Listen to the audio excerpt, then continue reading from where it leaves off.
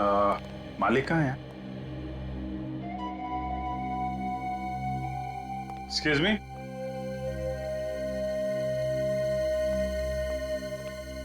आप मालिक हैं यहाँ के? जी हाँ सर। डिजाइन देके बताएंगे आपके यहाँ तैयार की गई थी? सर डिजाइन के बारे में तो नहीं बता सकते, इस तरीके का मटेरियल सिर्फ हम ही लोग यूज करते हैं सर। साला बहन जरा ये देख के बताइए। जी सर, ये हमारे यहाँ का डिजाइन है और पिछले साल इस डिजाइन की हमने 2 साड़ियाँ तैयार की थी। ये साड़ियाँ किसके लिए तैयार की थी आपने? पर आप लोग हैं कौन और ये क्यों पूछ रहे हैं सर? हम सीआईडी से। देखिए, घबराइए मत। एक केस के सिलसिले में हम लोग तहकीकात कर रहे हैं। हमें एक औरत का कंकाल मिला और उस कंकाल के ऊपर ये साड़ी का टुकड़ा था। तो आप प्लीज जरा बताएंगे किसको बेची थी आपने साड़ी? Sir 2 minute.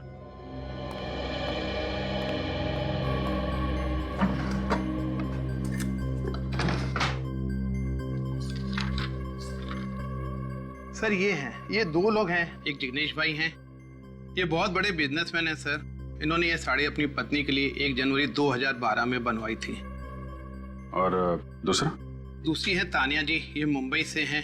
इनकी डिलीवरी डेट है 25 मई 2012 सर। तानिया जी मुंबई से? ये हमारी बहुत पुरानी कस्टमर है सर। मुझे लगा उनकी शादी हो गई है और वो परदेश चली गई होंगी सर। कब होने वाली थी उनकी शादी? 1 जून 2012 को सर। तानिया जी ऐसी दिखती थी? हाँ सर यही है। ये तानिया जी का एड्रेस और फोन नंबर तो होगा ही आपके पास?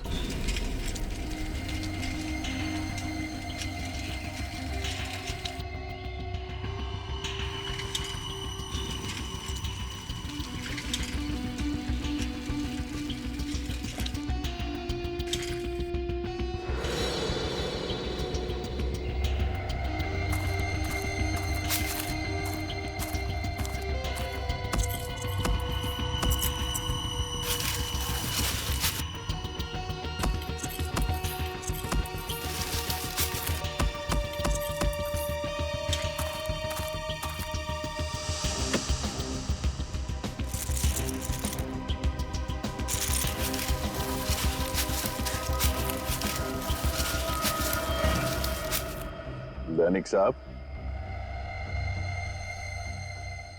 क्यों जुर्म कर रहे हो? हाँ? वैसे ही सोना इतना महंगा हो गया है और तुम उसे मिट्टी में गाड़ रहे हो। नहीं सर, मैं तो बस गाड़ने की तो इसकी पुरानी आदत है सर। पहले इसने उस औरत को मार के उस डिवाइडर में गाड़ दिया और अब यहाँ पे ये सोना गाड़ रहा है। हा? नहीं सर, मैंने किसी को नहीं काटा साहब। आप मुझ पर इल्जाम लगा रहे हैं साहब। हम इल्जाम लगा रहे हैं पर हमने जो देखा वो झूठ है। हाँ? मैंने कुछ नहीं किया साहब, मैंने कुछ नहीं किया साहब, मैंने कुछ नहीं किया साहब। तानिया को जानते हो? साहब मैं नहीं जानता साहब तानिया कौन है। सर इसमें बहुत ही महंगे रत्न जड़े हुए, किसी दुल्हन के लगते। बोल दैनिक, किसके गहने हैं ये? साहब मैं नहीं जानता साहब। तो जरूर तूने चोरी की है या फिर खून किया होगा। नहीं सर, नहीं साहब, मैंने किसी को नहीं मारा साहब और नहीं मैंने चोरी की साहब। मैं तो सिर्फ साहब अपने आप को बचाना चाहता है साहब। बचाना चाहते थे? किससे? आप लोगों ने साहब। कहीं मैं पीले मुझे फंस ले जाऊं साहब। सब कसम से बोला साहब, ये ब्रीफकेस साहब मेरा नहीं साहब। किसका है? सोहन का साहब, उसने मुझे ब्रीफकेस संभालने को दिया था साहब। मुझे उस समय बिल्कुल पता नहीं था साहब इसमें क्या है। कौन है ये सोहन? मेरा दोस्त। 2 दिन के लिए साहब मुझे गांव जाना था, 30 मई से 1 जून। सब उन 2 दिनों में उसने मेरी जगह पर डिवाइडर कंस्ट्रक्शन साइट पे काम किया। सोचा मैं वापस आया ना, उसका रवैया कुछ अलग सा था साहब। मैंने बहुत पूछने की कोशिश की साहब, लेकिन उसने मुझे कुछ नहीं बताया साहब। ये ब्रीफकेस तुम्हें सोहन ने दिया कब? साहब उस दिन जिस दिन आपने मुझे सीआईडी ब्यूरो को फोन किया था साहब, मैं बहुत डर गया था साहब, इसलिए मैं घर आया और मैंने इस ब्रीफकेस का ताला तोड़ा साहब। और जब तुम्हें पता चला कि बिना बताए सोहन ने तुम्हें ये महंगे गहने रखने के लिए दिए हैं तो तुम्हें शक हुआ उस पर? हाँ साहब। ये सोहन कहाँ है? साहब बोल कर गया था मुझे कि वो अपने गाँव जा रहा साहब, मंगोली साहब। सर इसका मतलब तानिया के खून में सोहन का हाथ है? बिल्कुल सोहन का ही हाथ है, तभी तो वो गांव भाग गया। मंगोली चल के छानबीन करते हैं, इसे हिरासत में ले लो। देखो लाइट का स्विच कहाँ है?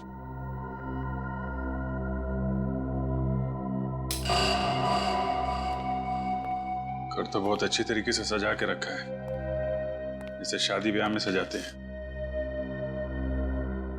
लेकिन फूल मुरझा गए। सर लगता है ये सारी सजावट तानिया की शादी के लिए की गई थी। सर 1 जून 2012 के बाद लगता नहीं है इस घर में कोई आया है। शादी के दिन ही बेचारी का खून हो गया क्या? मगर सर तानिया के गायब होने की रिपोर्ट किसी ने लिखवाई क्यों नहीं? पड़ोसी कह रहे थे कि वो यहाँ अकेली रहती थी, शायद उसकी फैमिली में भी कोई नहीं होगा सर। घर को अच्छी तरीके से चेक करो, देखो कुछ काम का मिलता है क्या। सर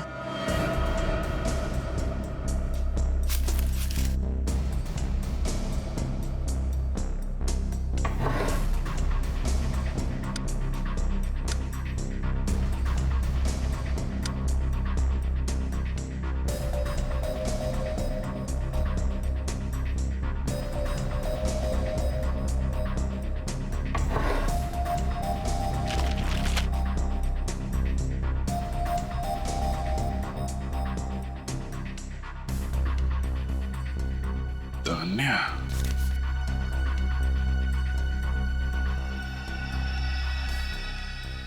सर कुछ मिला क्या? हाँ सर, तानिया की शादी का card. Tanya weds Manik, 1 June 2012, Shubhangi banquet hall, Khechpal road. Sir मतलब आपका शक सही निकला। तानिया जी शादी के लिए मैरिज हॉल निकली, लेकिन रास्ते में किसी ने उनका खून कर दिया। तान्या वेट्स मानिक, इस मानिक को ब्यूरो में बुलवाओ, वही बताएगा 1 जून 2012 को क्या हुआ था तान्या के साथ।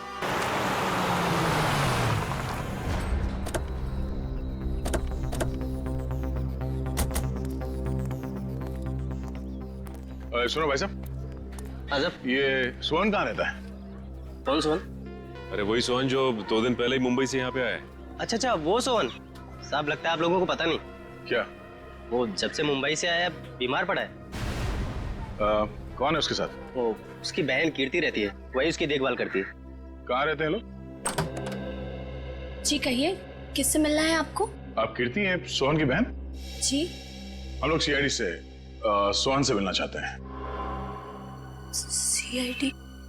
देखिए, डरने की कोई जरूरत नहीं है, हम उनसे कुछ जरूरी बात करना चाहते हैं। भैया, ये सीआईडी वाले हैं, आपसे मिलने आए हैं।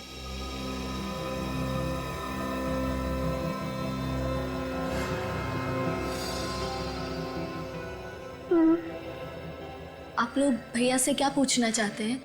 दरअसल ये तो अब बोल भी नहीं पा रहे। क्या हुआ? गांव के डॉक्टर का कहना है कि इन्हें किसी जहरीले कीड़े ने काटा है। कब हुआ ये हादसा? ठीक उसी दिन जिस दिन भैया शहर से यहाँ लौटे थे। यहाँ लौटते ही वो खेत में किसी से मिलने गए और आने के बाद उन्हें बुखार आ गया। बस तभी से भैया ना बोल पा रहे और ना चल पा रहे। और गांव के डॉक्टर का कहना है कि भैया आप कभी नहीं बोल पाएंगे। सर लेकिन मेरे भैया ने किया क्या है? इन्होंने 1 जून 2012 की रात खेचपाल रोड पर तानिया का खून करने में किसी की मदद की थी।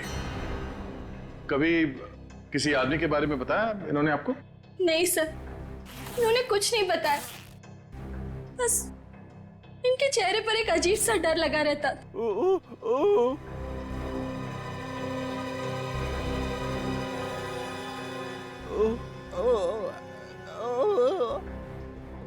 क्या? सर, ये अपनी बहन की तरफ इशारा कर रहा है। कीर्ति? कीर्ति ने कुछ किया है? देखो सोहन, तुम क्या कहना चाहते हो कुछ समझ में नहीं आ रहा है। क्या? हाँ?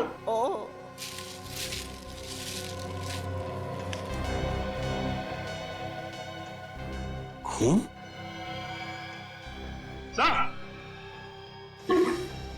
हाँ सचिन, ये देखिए सर, सोहन के बैग में से एक कार्ड मिला है और उस पर खून लगा हुआ है। समाज सेवा समिति के कार्यक्रम का ये वीवीआईपी पास है जो 1 जून 2012 को आयोजित किया गया था। कार्यक्रम के मुख्य अतिथि का पास आई है। उससे कहीं ये जो खून लगा है ये तानिया का तो नहीं? हो सकता है। अगर ये वीवीआईपी पास सोहन के बैग में था, इसका मतलब ये जरूर उस चीफ गेस्ट को जानता था। और ये पास उसने किसी खास वजह से संभाल के रखा था अपने पास। एक काम करते हैं, जिन लोगों ने इस कार्यक्रम का आयोजन किया है उनसे जाके मिलते हैं। वहीं से पता चल जाएगा कार्ड पे लगे इस खून का राज।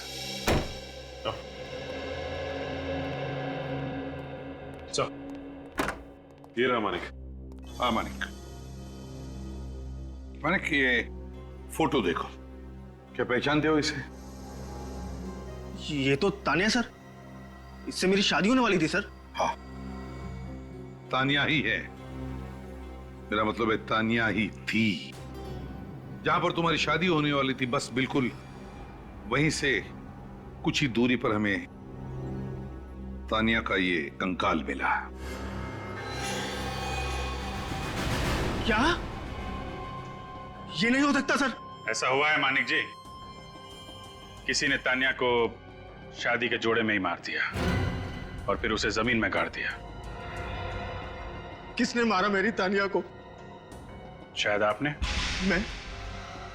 मैं क्यों मारूंगा? तो फिर तानिया के गायब होने के बाद आपने एफआईआर क्यों नहीं लिखवाई? उसे ढूंढने की कोशिश क्यों नहीं की आपने? सर मैंने बहुत ढूंढने की कोशिश की थी, मगर जब वो शुभांगी हॉल नहीं आई तो मैं समझ गया कि उसने शादी का इरादा बदल दिया है सर। और मुझे बहुत दुख हुआ जब उसने उसके बाद एक बार भी मुझे फोन नहीं किया। तो तुम फोन कर लेते उसे? सर मैंने बहुत कोशिश की थी फोन करने की, मगर फोन स्विच ऑफ था। तो मुझे पता था कि उसके कुछ रिश्तेदार हमारी शादी के खिलाफ थे सर। तानिया बहुत डरती थी उनसे और हमेशा कहती थी कि उसके रिश्तेदार बहुत खतरनाक और बहुत पावरफुल लोग हैं। जब वो मंडप नहीं पहुंची तो मेरे परिवार वाले भी बहुत गुस्सा हो गए और मैं समझ गया सर कि उसने अपने रिश्तेदारों के डर से ही मुझे धोखा दे दिया। है कौन ये रिश्तेदार? कभी तानिया ने उनका नाम बताया तुम्हें? नहीं सर, उनसे कभी उसने मिलने ही नहीं दिया। तानिया के माता पिता से क्यों नहीं बात की तुमने? तानिया के माँ बाप नहीं है सर। तानिया से आखिरी बार कब बात हुई थी आपकी उस दिन? ये कोई 8:30 बजे सर, जब वो ब्यूटी पार्लर से मैरिज हॉल के लिए निकली थी। मतलब जो कुछ भी हुआ है ब्यूटी पार्लर और उस मैरिज हॉल के बीच में हुआ है। शुभांगी हॉल तो खेचपाल रोड पे है ना? जी सर। तो जब आप उस दिन वहां पे गए तो क्या उस रोड पे डिवाइडर का काम चल रहा था क्या? जी सर, चल रहा था। वहां पे किसी को देखा था आपने? नहीं सर, कोई भी नहीं था वहां। किसी को भी नहीं देखा। ठीक है, जा सकते हो तुम। जी सर।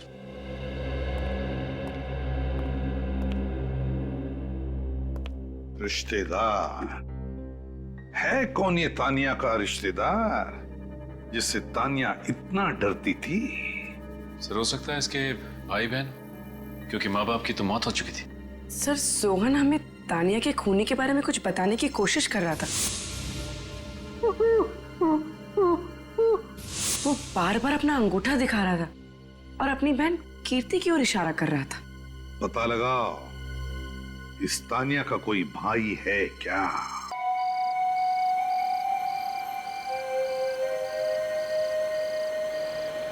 यार मैं मुझे लगता है कि हम रास्ता भूल के कहीं आगे तो नहीं निकल गए हैं यार। अरे यार नक्स, मैं देखो पहले ही बोला था तो कॉल करके पूछ ले। अगर तू है कि मेरी बात मानते ही कहाँ है? आई एम वेरी श्योर कि रोहित के घर का रास्ता यही है। मैं पहले आ चुका हूँ। अरे आगे डेड एंड होगा यार, पूरी तरफ जंगल ही जंगल दिखाई दे रहा है। अब क्या करें? तू एक काम कर, ये मोबाइल ले और इसमें चेक कर जीपीएस में हम एग्जैक्टली कौन सी जगह है। हाँ? अरे नक्स, ये तो केचपाल रोड है यार। खेचपाल रोड? पर रोहित के घर के जाते समय तो केचपाल रोड आती ही नहीं थी।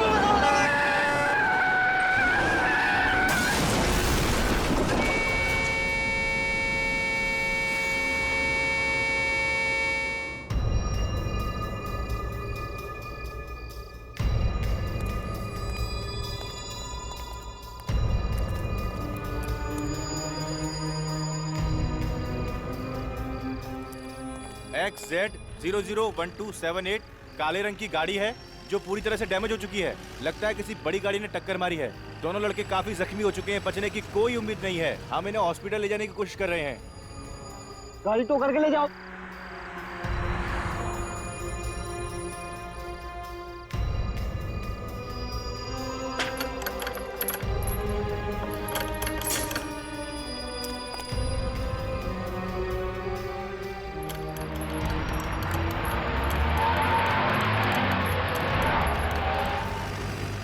ये क्या है?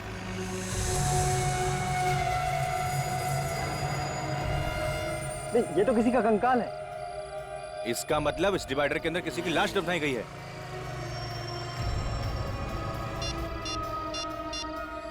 हेलो सीआईडी,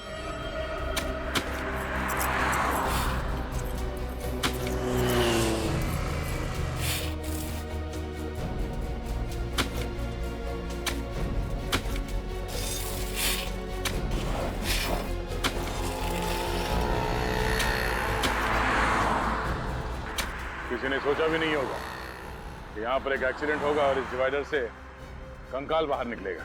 लगता है काफी दिनों पहले लाश को गाड़ा है यहाँ पे, जिसका अब कंकाल बन चुका है।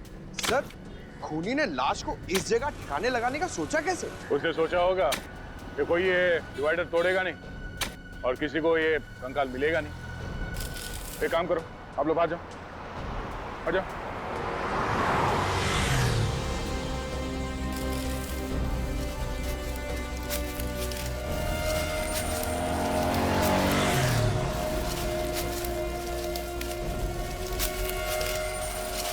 नीचे से हट जाओ, संभाल के, संभाल के।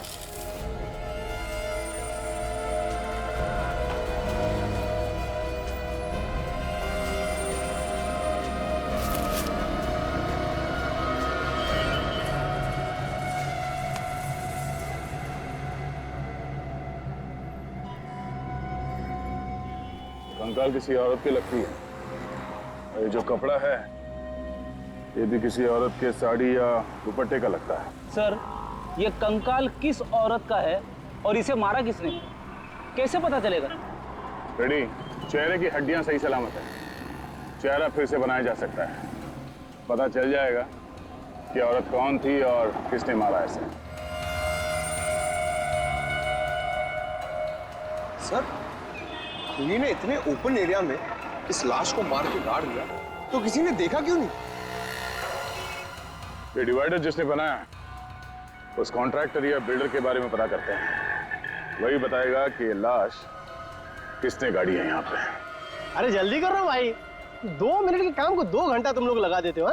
घर पे जाना है, इंडिया ऑस्ट्रेलिया का मैच आराम से सब लोग बैठ के देखेंगे। चलो जल्दी जल्दी जल्दी फटाफट करो, फटाफट गमे उठो, रखो रखो उधर, चलो।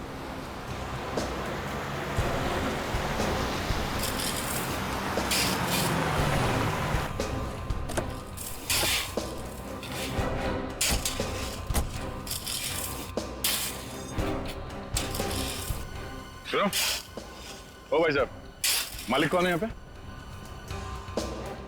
मालिक कौन है इस बिल्डिंग का?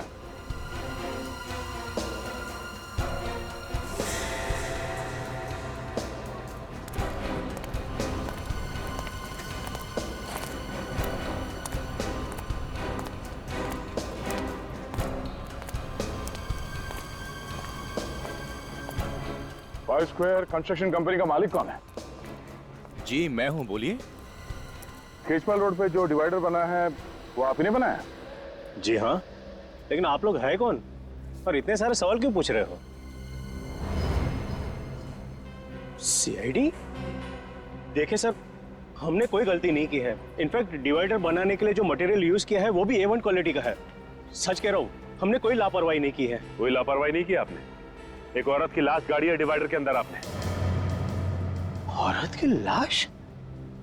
सर ये क्या कह रहे हैं आप? या उस औरत का कंकाल हमें उस डिवाइडर से मिला है। आप लोग मुझे ऐसे क्यों देख रहे हैं? मैंने कुछ नहीं किया।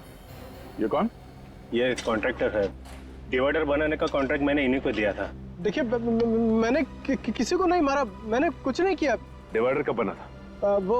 हाँ, पिछले साल 1 मई 2012 से लेकर 2 जून 2012 के बीच में ये सारा काम हुआ है सर। 1 मई 2012 से 2 जून 2012? जी सर।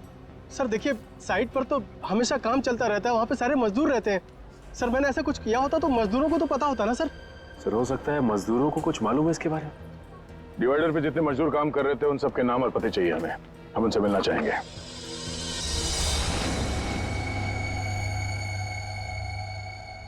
सर ये वो जगह है जहां पे हमें कंकाल मिला।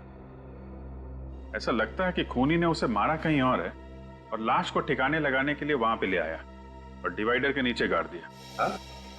और उस वक्त खेजपाल रोड पर डिवाइडर का काम चालू था। जो खूनी अच्छी तरह से जानता होगा, बस उसी का फायदा उठाकर उसने उस लाश को वहीं पे गाड़ दिया।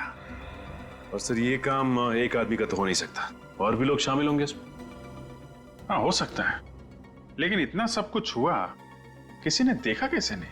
सर जो स्केलेटन हमें मिला था यहाँ खेजपाल रोड पर, ये रोड आगे जाके दो हिस्सों में बढ़ जाती है। एक रोड जाती है ये मैरिज हॉल की तरफ और दूसरी रोड यहाँ आती है जंगल की तरफ। सर जंगल की तरफ? खूनी ने लाश को जंगल में क्यों नहीं छुपाया? वहां तो आसानी से ठिकाने लगा सकता था सर। हाँ अभिजीत, मगर कभी कभी जंगल में भी तो काम चलता है, लकड़ी तोड़का वगैरह कुछ हो सकता है। उस वक्त ये काम चल रहा था, इसलिए खूनी की हिम्मत नहीं हुई। सर हाँ 1 मई 2012 से लेके 2 जून 2012 तक 9 औरतों के गायब होने की रिपोर्ट दर्ज करी गई है। ठीक है, तो सर उनमें से 6 औरतों को ढूंढ लिया गया था। 2 की मौत हो चुकी थी, एक औरत मिल तो गई है लेकिन वो घर वापस नहीं जाना चाहती थी। इसका मतलब है इस औरत का मिसिंग रिपोर्ट दर्ज किया नहीं गया।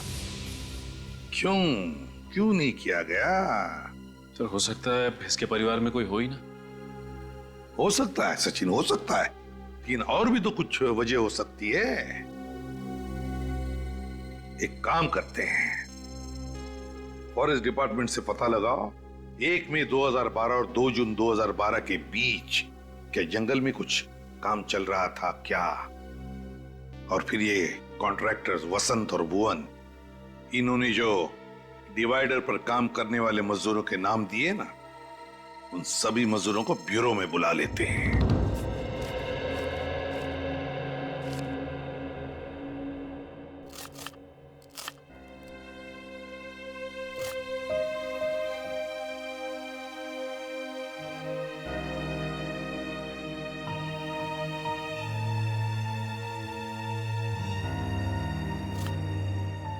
चिंता करने से क्या होगा चिंटू के बापू? कैसे ना करूं, चिंटू की स्कूल की फीस भरनी है। अच्छा ये बताओ अब तक कितना जमा हुए हैं? क्या जमा हुए हैं?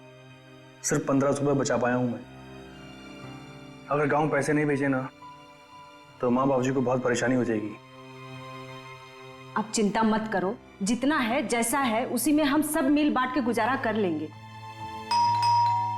ये कौन आ गया? पारुल देखो जरा।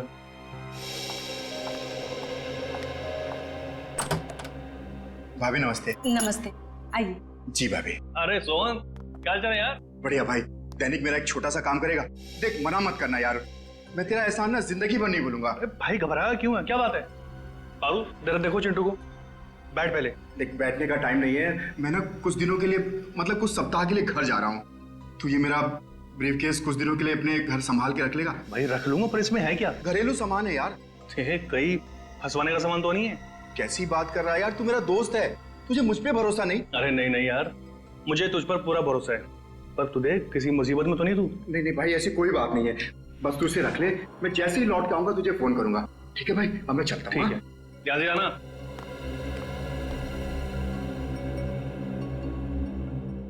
ये ब्रीफकेस कैसा है? अरे सोन का है, रखने को दे गया। तो ना उससे ना अचानक गांव जाना पड़ा, बोल रहा था जैसे गांव से आएगा लेके जाएगा। अच्छा ये फोन किसका आ गया? हेलो, जी हाँ मैं दैनिक बोल रहा हूँ। क्या? बताओ, केजपाल रोड पे जो नया डिवाइडर बना उसका काम कितने दिनों तक चल रहा था? 1 महीना। 1 महीना? मगर साहब हम लोग ने किसी का खून नहीं किया, हम लोग खूनी नहीं मजदूर हैं। वसंत सेठ, और आप कुछ बोलिए ना। अब इसमें मैं क्या बोलूं? डिवाइडर के नीचे लाश मिली है तो सीआईडी तो पूछताछ करेगी। देखिए सर, हमारा 3-4 साइट पे एक साथ काम चलता रहता है। अब हमारे पीठ पीछे ये लोग क्या करते हैं हमें कैसे पता होगा? हाँ, मगर इनमें से किसी को तो पता होगा। उसी ने उस लाश को दफनाया है उस डिवाइडर के नीचे। नहीं सर, ये हमने नहीं दफनाई, ये काम किसी और का होगा। किसी और का काम है तो तुम लोगों ने उस गुनहगार को देखा कैसे नहीं? तुम सबकी नजरें बचा के एक आदमी वहां पे लाश काट जाता है और किसी को कुछ पता नहीं चलता। अच्छा ये बताइए आप लोग के आप में से किसी ने भी किसी ऐसे आदमी को डिवाइडर के आसपास घूमते हुए देखा जिस पे आपको शक हो? नहीं साहब, हमने 1 महीने में पूरा डिवाइडर तैयार कर दिया था, ऐसे आदमी को नहीं देखा। किसी ने कुछ नहीं देखा, किसी को कुछ नहीं पता। ठीक है, सब लोग जा सकते हो, लेकिन याद रखना अगर जरूरत पड़े तो फिर से आना पड़ेगा।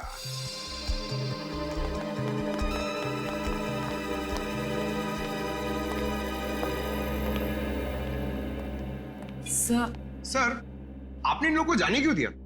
मुझे मौका देते ना, 2 मिनट में इन लोग से संबंध निकलवा लेता। पंकज जी, आपको मौका मिलेगा, शांत हो जाइए। हाँ पूर्वी। सर, वो दैनिक नाम का मजदूर कुछ ज्यादा ही परेशान लग रहा है। दैनिक? सर, चेहरे का रंग उड़ा उड़ा लग रहा था कुछ छुपा रहा है। हाँ अभिजीत, मुझे भी गड़बड़ लग रहा है वो।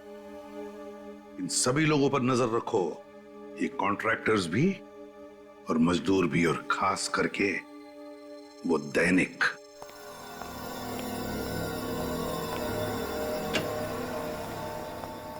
क्या हुआ साळुंखे, अब तक कुछ पता चला भी या नहीं? अरे क्या बताऊं यार, लाशों से पीछा छूटा नहीं था, ये कंकाल ला करके रख दिया मेरे लिए।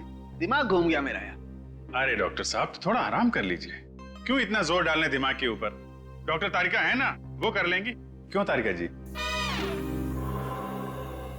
अभिजीत जी, जी तारिका जी ने और मैंने दोनों ने अपना दिमाग लगाया, तब जाकर के कुछ पता चला। ओ, तो फिर बता ना, क्या पता चला? वो यही कि बॉस, इस मरने वाली की उम्र 25 से 30 साल के बीच में है।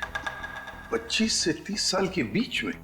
अच्छा, और मौत हुई कैसे? इसकी मौत हुई है गर्दन मरोड़ने की वजह से। गर्दन मरोड़ने की वजह से? हाँ बॉस, ये देखो, ये इसकी गर्दन की हड्डी में दरार पड़ गई। खूनी ने जैसे इसकी गर्दन मरोड़ी, इसकी हड्डी फट गई। और इतना ही नहीं, इसके बाद किसी नुकीली चीज से इसके गले पर वार भी किया गया। गर्दन मरोड़ने के बाद चाकू से वार किया है? आखिर खूनी के दिमाग में ऐसा चल क्या रहा था?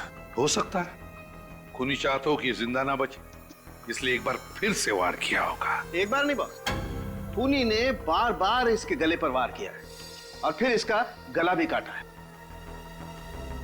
इतनी हैवानियत! ये देखो, वार की वजह से इसका ये ट्रैकिया, बोलने की नली फट गई है। इसके बावजूद इस बेचारी ने अपने आप को बचाने की पूरी कोशिश की। गला कटने के बाद खूनी ने इसके गले को बुरी तरह से नोचा भी है, और उसकी वजह से इसके गले की हड्डी में मुझे खूनी के हाथ के अंगूठे का नाखून मिला है।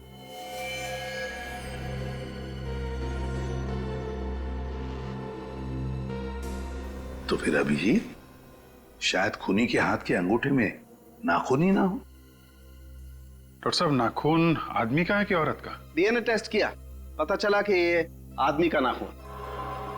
सर, कहीं ये लूटपाट का केस तो नहीं है? कुछ ज्वेलरी वगैरह खींची होगी, छीना झपटी में नाखून फंस गया? हाँ? मौत कब हुई होगी इसकी डॉक्टर साहब? 7 से 8 महीने पहले हुई है। 7 से 8 महीने पहले? यार फिर साळुंखे, इसका चेहरा ही बना दे। चेहरा बना चुका हूं बॉस। ग्रेट, तो फिर दिखाओ। हाँ, दिखाता हूं।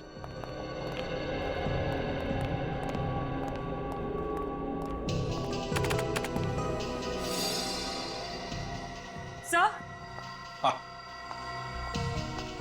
सर, इस कंकाल पर से ये जो कपड़ा मिला है, ये एक महंगे सिल्क का कपड़ा है।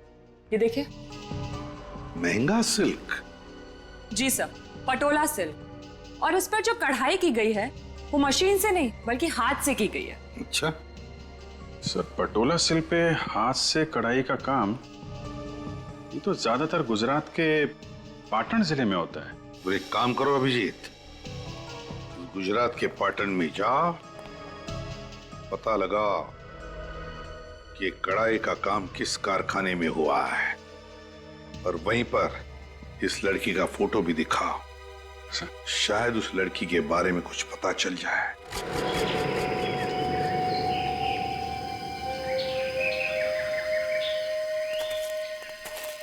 सर, खेजपाल रोड पर अगर किसी का मर्डर हुआ है तो इसे हमें क्या लेना देना? पता नहीं, सीआईडी का मामला है, तहकीकात चल रही है, बताना तो पड़ेगा ही।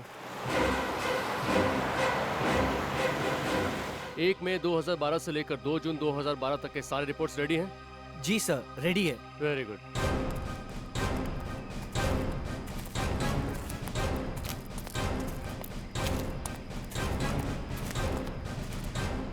नमस्कार सर, मेरा नाम अमय और ये हमारे head of the department mister Chander. Hello officers. हाँ। नमस्ते सर। नमस्ते। देखिए, हमें ये पता करना है कि 1 मई 2012 से 2 जून 2012 के बीच यहाँ जंगल में कुछ काम चल रहा था क्या आप लोगों का? हाँ, काम तो चल रहा था, लेकिन क्यों सर? दरअसल उस दौरान एक औरत का खून हो गया और खूनी ने उस औरत की लाश खेजपाल रोड के डिवाइडर में दफना दिया था। तो इसलिए हम ये जानना चाहते थे कि उस दौरान जंगल में आप लोगों ने किसी अनजान आदमी को आते जाते देखा क्या? देखिए, वैसे तो हम लोग शाम को 6 बजे तक ही काम करते हैं, लेकिन एक बार हमारे वर्कर्स ने रात को देर तक काम किया था। कौन सी तारीख थी वो?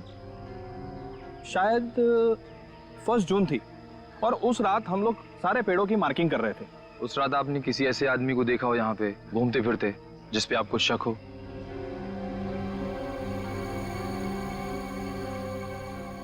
हाँ सर, याद आया, मैंने देखा था एक आदमी को। आपने देखा था? सर, उस रात तो मैं मरते मरते बचा था सर। क्यों, ऐसा क्या हुआ था? सर, उस रात मैं अपने मजदूरों के साथ जंगल में ही था। सारे पेड़ों की मार्किंग हो चुकी थी और हम वहां से निकलने की तैयारी कर रहे थे।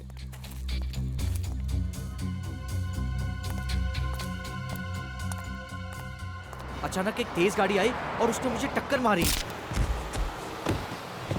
मैं उठता उससे पहले तो गाड़ी रिवर्स मार चुकी थी और बहुत स्पीड से मेरे बाजू से चली गई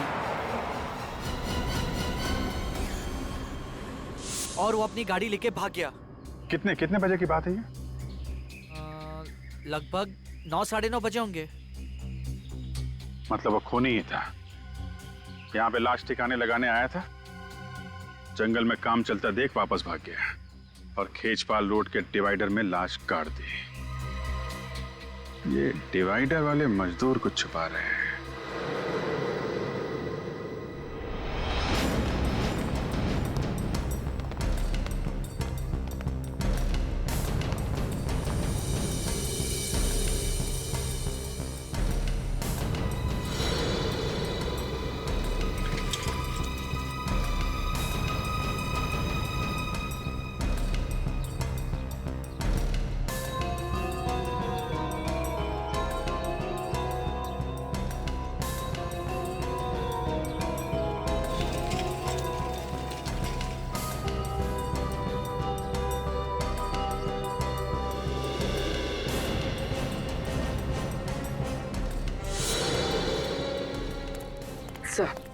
सर, चेतन का व्यवहार बिल्कुल ठीक था। लगता नहीं उसने कुछ गलत किया होगा।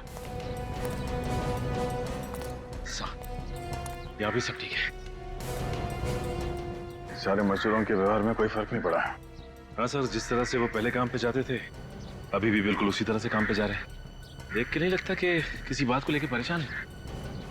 परेशान इसलिए नहीं है क्योंकि उन लोगों ने कुछ गलत नहीं किया है, मगर ये दैनिक, इसकी हरकतें कुछ गड़बड़ लग रही है। मैंने कितनी बार आपको टोका है कि सोहन अच्छा आदमी नहीं है, लेकिन आप मेरी बात मानो तो ना, डाल दिया ना उसने आपको मुसीबत में। तुम घबराओ मत, मैंने इस मुसीबत से निकलने का तरीका ढूंढ लिया है। लेकिन ये सूटकेस लेकर के कहाँ जा रहे हो आप? कहीं से आप सीआईडी वालों को देने तो नहीं जा रहे हो? देखो, ऐसी गलती मत करना, क्योंकि इसमें तुम ही फंस जाओगे। तुमने मुझे पागल समझा है तो ये सूटकेस मैं सीआईडी को देने जाऊंगा? ये ब्रीफकेस हाथ में लिए हुए है, ना घबराया हुआ क्यों लग रहा है क्या इस बैग में? जब ब्यूरो में पूछताछ के लिए बुलाया गया था तब भी दैनिक सबसे ज्यादा परेशान था। अरे लेकिन कहाँ जा रहे हो? कुछ तो बता के जाओ। आके बताता हूँ। अरे ये खाना तो ले जाओ। मुझे तो लगता है कि इसे कंकाल के बारे में जरूर कुछ मालूम है। हो सकता है, चलो चल के देखते हैं कि जाता कहाँ पर है ये।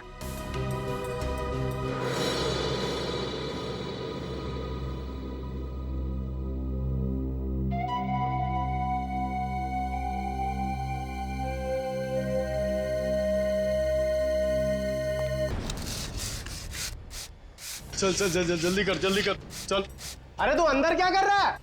हाँ, अरे 4 दिन का काम था, 8 दिन लगा दिया तुम लोगों ने। कितने आलसी हो तुम लोग। आज से लिफ्ट का काम शुरू होना था, वो कब शुरू होगा? समझ में नहीं आता तुम लोगों को? अरे भुवन जी, आपने इस कॉन्ट्रैक्टर को सिर्फ मजदूरों पर चिल्लाने के लिए रखा है क्या? दरअसल वसंत जी है ही ऐसे, छोटी छोटी बातों में गुस्सा हो जाते हैं, लेकिन मजदूर से काम बहुत अच्छा निकलवाते हैं। अच्छा, आप किसी तानिया नाम के लड़की को जानते थे? तानिया? नहीं सर। ठीक है? चलो चलो चलो, जल्दी करो जल्दी करो। पता नहीं कब काम करेंगे लोग, समझ में नहीं आता है। अरे सर, आप लोग यहाँ? क्या करें, सीआईडी का काम ही कुछ ऐसा है, आना जाना लगा रहता है। जी सर। वसंत जी, आप किसी तानिया को जानते थे? तानिया? नहीं सर, ये तानिया कौन है सर? मैं किसी तानिया को नहीं जानता। इसके गले की हड्डी में मुझे खूनी के हाथ के अंगूठे का नाखून मिला है। वसंत जी, आपके हाथ का ये अंगूठा बचपन से ऐसे ही है या किसी के साथ हाथापाई करते हुए ये नाखून टूट गया? नहीं सर, ये क्या है कि हाँ, वो मेरी गाड़ी का टायर बदलते वक्त मेरा अंगूठा उसमें फंस गया था, तो मेरा ये नाखून टूट गया सर। गाड़ी का टायर बदल रहे थे या तानिया का गला दबा रहे थे? हा? सर वो सर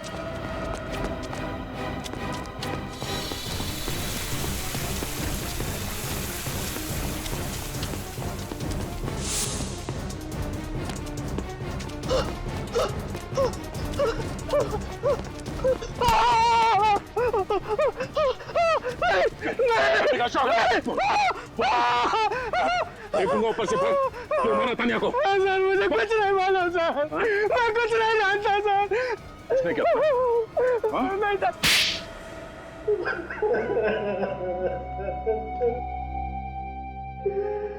सर, मैंने तानिया को खून किया है सर। सिर्फ इतना ही नहीं, गर्दन मरोड़ी उसकी, गला काटा। शर्म नहीं आई तुम्हें? अपनी बहन का इस तरह से, इतनी बेदर्दी से खून करते हो? वो मेरी सगी बहन नहीं थी। थी तो वो बहन ही ना तुम्हारी? हाँ? क्यों खून किया उसका? क्योंकि नफरत करता था मैं उससे। बाबा ने सारी प्रॉपर्टी उसके नाम कर दी थी, मेरे नाम पर फूटी कौड़ी भी नहीं छोड़ी थी। अगर वो मानिक से शादी करती तो मानिक सारी प्रॉपर्टी हड़प लेता, सब कुछ उसके नाम हो जाता। इसीलिए मैंने तानिया को बुलाया। मैं चाहता था कि वो कागजात पर साइन कर दे, ताकि शादी के बाद सारी प्रॉपर्टी मेरी हो जाए। देखो तानिया, मुझे तुमसे कोई गिला शिकवा नहीं है। तुम एक बार इस जायदाद के पेपर पर सिग्नेचर कर दो, उसके बाद तुम्हारा रास्ता अलग और मेरा रास्ता अलग।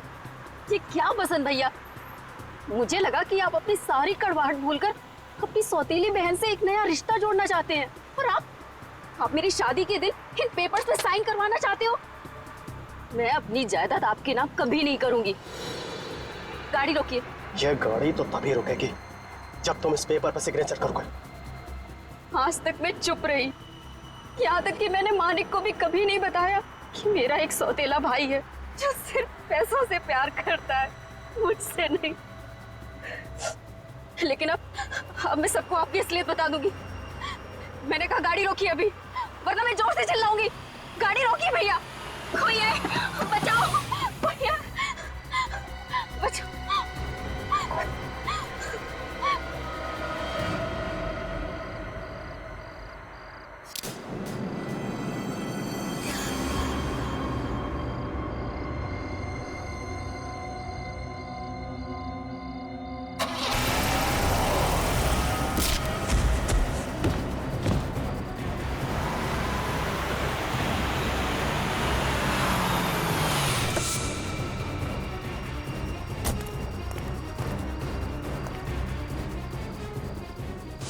हाँ सोहन, साइड पे आ जा, जल्दी कर जल्दी कर।